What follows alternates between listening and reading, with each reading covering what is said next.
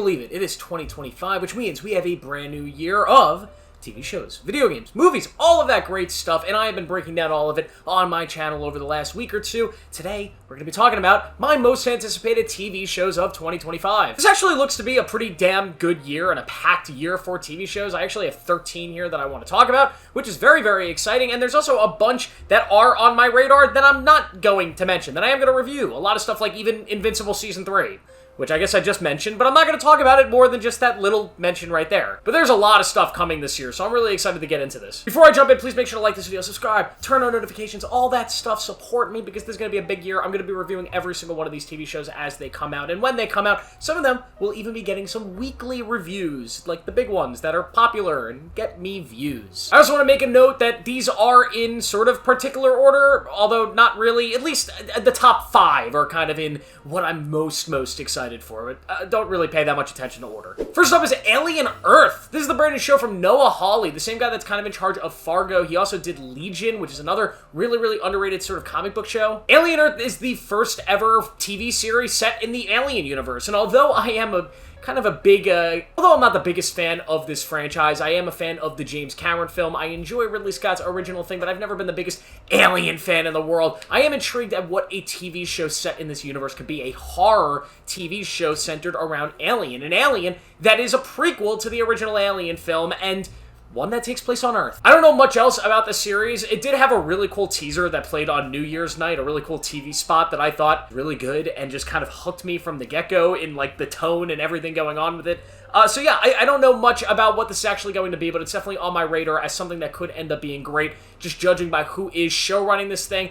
And yeah, we'll see. I know this is probably going to be a very popular thing when it comes out because people go crazy for Alien. Next is One Piece Season 2. Yes, I love me some One Piece. One Piece, the live action Season 1 was a big surprise a couple years ago. A show that I thought was going to be, like most anime live action adaptations, kind of a stinking pile of poop. And it ended up being, well, a lot better than that. It was definitely not perfect, not a perfect adaptation. It was not as good as the animated or the manga. It was not incredible by any means, but it was still a very entertaining show that still stayed true to what One Piece is in the sort of tone, the themes, the characters. They all felt very organic to what One Piece is supposed to be, and because of that, it made it a very enjoyable experience. And now we are getting Season 2, which is getting into some more sort of larger and more epic arcs in the One Piece world. We're going to get introduced to some characters that are a lot more exciting and a lot more dangerous in a way. I don't know how far the show's going to go into the Alabasta arc, but we do already have a casting for Crocodile, who's one of the best, if not the best villain in all of One Piece, which One Piece is pretty damn long. Joe Manganiello, who was of course supposed to play Deathstroke in the Zack Snyder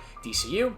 That didn't happen, but he'll be playing Crocodile. That's awesome, and we're going to be getting at least the start of that Alabasta arc. Not getting Jamie Lee Curtis, which kind of sucks, but this is still going to be such a good and fun season of television. A little bit more risky than that first season, but I think they've found their footing, their tone, and I think they know what they're doing with these characters now. I don't know how far this show's going to go, how deep they're going to get into One Piece, but I just am excited for more One Piece, for more of what they were selling in that first season. Next, of course, is Peacemaker Season 2. This is coming out the same year that James Gunn's releasing a Superman movie, so I don't know how involved James Gunn was in this second season. I know at the very least, I believe he wrote all the episodes, but I don't think he was involved much as a director, which has me a little concerned. But Peacemaker Season 1 was a gigantic surprise. Maybe the main reason why James Gunn is now running DC, because it was this small character and this small TV show that he made the absolute most of, creating a hilarious and just action-packed comedy with John Cena as the lead, as this random character who wears a toilet bowl on his head. It was so much fun, so entertaining, and actually had really good side characters and a good villain. Like, it was just a really good show. And Season 2 promises to be just as crazy and outrageous, and John Cena doing some more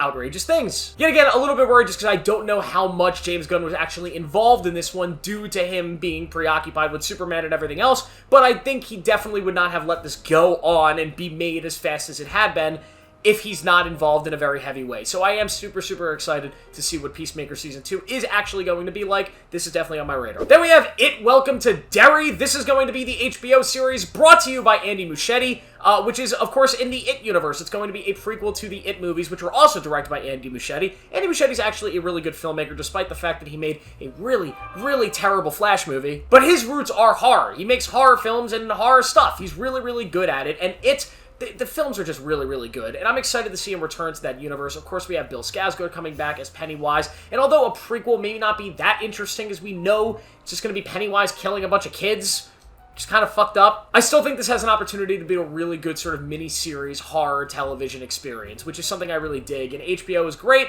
They don't really release a lot of garbage, and yeah, this is something that's been on my radar for a while now, and we're finally getting it this year, so I'm excited for it. Another one that's been on my radar for a while, Andor Season 2. It's now been, what, almost 3 years, or 2 years since Andor Season 1? Finally, we're getting the gigantic second season that they've been talking about for years for Andor, the second part of this story, which fills the gap between, I guess, Andor Season 1 and Rogue One. Now, Andor is obviously a lot of people's favorite Star Wars TV show because it's a darker, more gritty war take on the Star Wars universe, very similar to why people like Rogue One. And Andor Season 2 promises to be the same thing. You have all the characters coming back, you have Andor going through a bunch of different arcs and doing a bunch of different things. Yeah, this thing's going to be exactly what you all kind of want from it, and I hope Disney allows them to pretty much just make more of the same when it comes to this one, and they don't try to Disney-fy it the way they've done to a lot of the other Star Wars stuff. This is probably my most anticipated Star Wars project at the moment, and yeah, Andor Season 2 is going to be amazing. Then we have White Lotus Season 3. White Lotus is one of my favorite shows on television. I mean, this is a show that's constantly so much better than I ever expect it to be whenever I start a new season of it. We've had 2 seasons so far, and it's basically the show about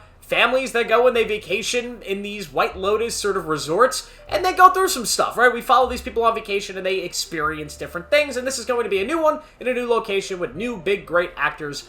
And I'm here for it. What's going to happen this season? I don't know. How is it all going to tie together to previous seasons? Who knows? But the people involved in this show are very, very smart. They are great at making hilarious, dramatic, and just really, really well thought out story arcs and television. And I'm super, super excited what they've cooked up with Season 3. It's been a couple years now. So yeah, this is going to be one of HBO's big swingers and big hitters of the year. And I am here for White Lotus Season 3. Next is The Bear Season 4. This should be number 1. It should be the first thing or the last thing that I'm talking about, but I was not a big fan of Season 3 of The Bear, which is very unfortunate. The Bear is a show that should be the best show on TV, the show everybody's looking forward to every year, especially with the end of Succession. That's what it was with the first 2 seasons of The Bear. But Season 3 just felt like such a filler season that it kind of just took my enthusiasm of the series away a little bit. It still was really good TV, just was not as good as those first 2 seasons, so I'm a little bit weary of Season 4, but yet again, if Season 3 was the filler, then Season 4 is the full meal, and it should be this big, beautiful, amazing thing.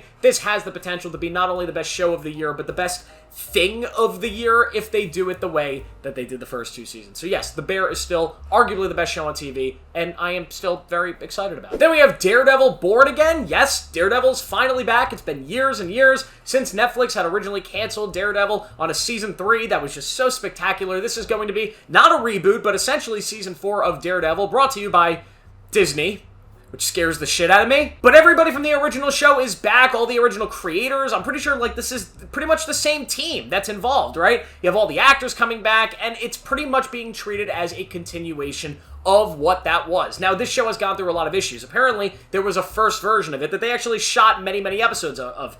A version that was supposed to be 23 episodes long that was going to be essentially a reboot of the character, and that was all scrapped in the middle of production, and they reshot and rewrote everything after they had already done a lot of work. So does that mean this will be a mess? I don't know. What I want, though, is Daredevil Season 4. I want a continuation of the story that we had originally gotten. I just want that tone, the darkness, the rated R-ness of it all, the relationship between Kingpin and Daredevil. I want all that in the biggest, best way possible, with maybe even now a bigger budget because they get to play with Disney money, but hopefully not Disney executives. The little glimpses we've gotten of this with Muse, who I believe is going to be the villain here, and just all the stuff going on, it looks exactly what I want out of it. This has the potential to be something great, but it also has the potential to be something we're all complaining about, because I can already see, like, the thumbnails and the titles, like, Disney ruins Daredevil. Like, it could happen. Then we have Severance Season 2. This one's coming in, like, a couple weeks. We've been waiting for this one for a long time. It's been delayed and delayed and delayed. Severance is one of the more interesting first seasons of a TV show I've ever seen in my life. It opens up a very interesting concept,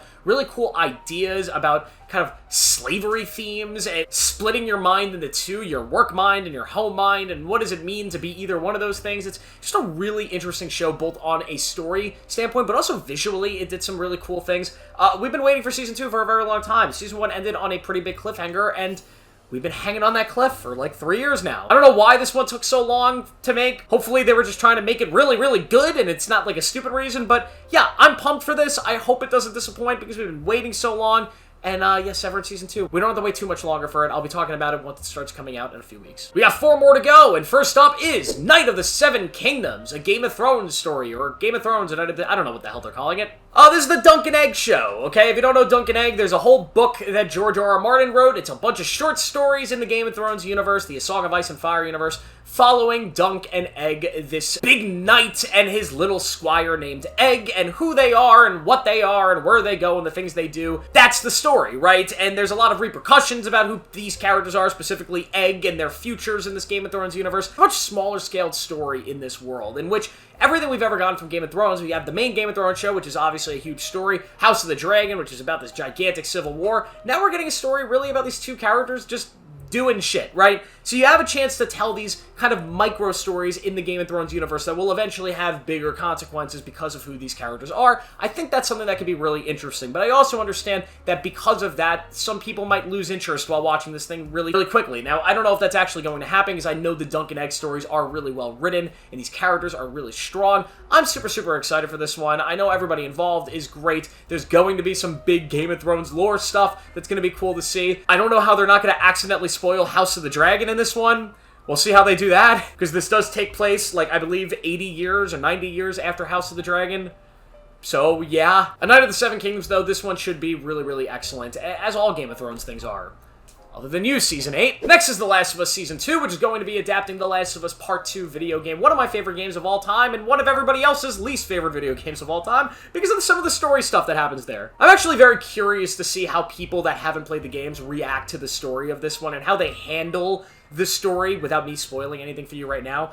Because, yeah, there's some pretty big twists that happen very early on in the story of that game that pissed a lot of people off. Now, a video game and a TV show are two different forms of storytelling. So whereas a video game, they can make you play as a certain character for a long point of time that maybe you don't want to play with, what does a TV show do? Are we going to have a bunch of episodes that are correlated to one single character that the audience may not want to watch that much of? Or I don't know. How is that going to work? Also, the second game has a large time jump where Ellie is aged up. Now, in real life, Bella Ramsey hasn't had that same time jump, so we're still going to be seeing a character that looks relatively young. So how is she going to handle a lot of the physical things that Ellie does in that second game? Just a lot of big question marks, whereas the first game I thought was easier to adapt because it's a straightforward story with set beats that really mold themselves well to a TV show or even a movie. This one, it's going to be a little bit trickier. It does have extremely good characters that I love. I personally love the story, the dark themes, the revenge, how brutal the world feels in it, sort of the cult that you sort of run into. I absolutely adore it. I just think this one's going to be a lot tougher to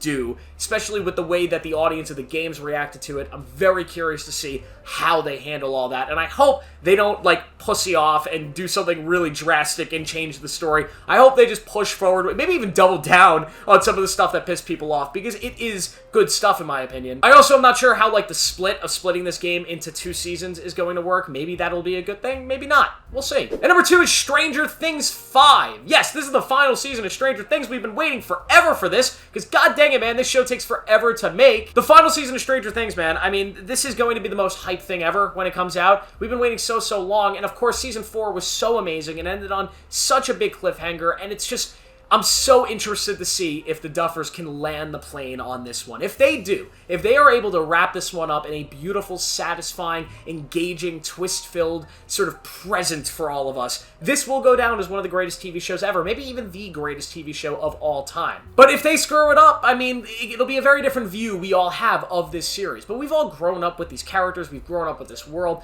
and I'm just so thrilled and over the moon excited to get this conclusion finally. I'm so excited over the fact that apparently this season is like 8 movies, essentially. They filmed, like, each episode's gonna be like an hour and a half to 2 hours long. It's 8 freaking movies. That's insanity. But at least we know we will have the goods. We're gonna have a lot of content, alright? Daddy made us some content on this one, and I'm so excited. Hopefully it comes out in the summer. I think that's when they're projecting it. Hopefully it doesn't get delayed another year.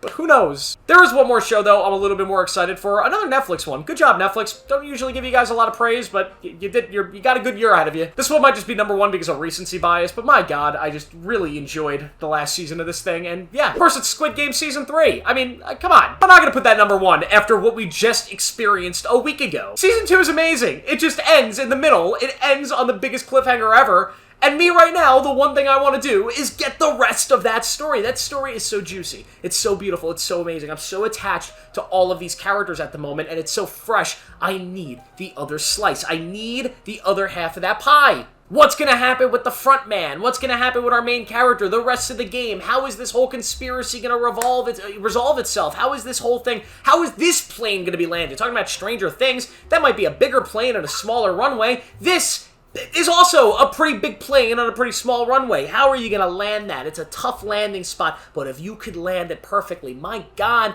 this would be one of the greatest 2-season television shows ever. And yes, I said 2 seasons because Season 2 and Season 3 should be one giant season that Netflix decided to split in half because they're stupid. I was already being very nice to you, Netflix, but I'm taking back some of my niceness. You guys screwed up with that one. But yeah, Squid Game's my number 1. I'm excited for it. You all know why. It's because it's new, and recency bias, it trumps everything. And it's been years since Stranger Things 4. If that had come out a week ago, Stranger Things 5 would probably be my number 1. But it came out 2-3 years ago. Stop taking so long to make shows, and my excitement level will be as it is right now for Squid Game all year long. Yeah, let's just put it that way. Thanks for watching. Make sure to like this video, subscribe for more. Tell me what you're excited to see down below. I'll see you in the next one.